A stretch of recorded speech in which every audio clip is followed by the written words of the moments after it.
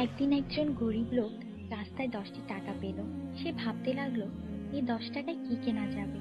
সারাদিন এই 10টি টাকার চিন্তায় সে সময় নষ্ট করে ফেলল। পরে সেই 10 টাকা ফেলে দিল। সে বলল, হে আল্লাহ, এই 10 টাকার জন্য আমি আজ সকাল থেকে আপনাকে একবারও স্মরণ করিনি। সেই সব লোক আপনাকে কিভাবে স্মরণ করে যাদের লাখ টাকা আছে? আল্লাহ সুদ হারাম করে দিয়েছেন, আমরা ব্যাংক বানিয়েছি। আল্লাহ জীবনকে সীমিত করেছেন, আমরা ঘড়ি বানিয়েছি। আল্লাহ পর্দার হুকুম দিয়েছেন, আমরা টিভি, ডিভিডি, ডিশ দিয়ে বেহায়ামি সর্বসাধারণের জন্য করে দিয়েছি। আল্লাহ বলেন, কোরআনে তোমাদের সফলতা, আমরা অক্সফোর্ডের বইকে সফলতা বানিয়ে নিয়েছি। আল্লাহ মিথ্যা বলা নিষেধ করেছেন, আর আমরা এপ্রিল ফুল পালন করা শুরু করে দিয়েছি।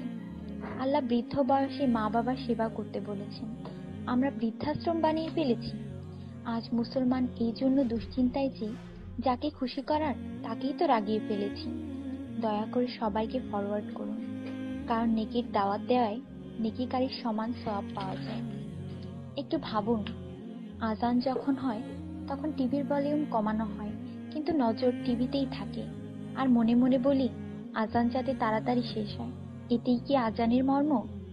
আপনি নিজে আপনার মনকে প্রশ্ন করুন।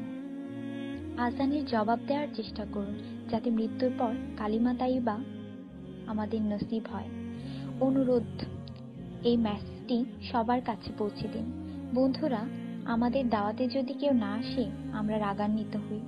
আল্লাহর পক্ষ থেকে আমাদের জন্য প্রতিদিন 5 বার দাওয়াত আসে, আর আমরা নামাজ পড়ি না। তাতে কি আল্লাহ আমাদের উপর রাগান্বিত হন না? এটি শুধু মেসেজ না, বাস্তবতা। দয়া করে নামাজ আদায় করুন এবং অন্যকে উৎসাহিত করুন। যিনি এই মেসেজ পড়েন তাদের উপর আল্লাহ আরো রহমত দিন, এবং যিনি এই মেসেজ ফরওয়ার্ড করেন তার ভালো ইচ্ছা আল্লাহ পূরণ করুন এবং হিদায়াত করুন। নামাজের চিন্তা করুন, ব্যালেন্সের না।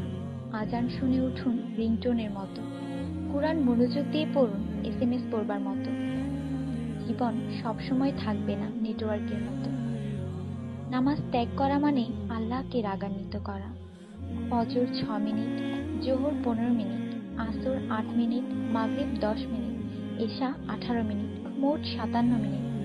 80% লোক এই মেসেজ ফরওয়ার্ড করে না। দয়া করে আপনি করুন। আল্লাহ সবার মঙ্গল করুন। আমিন।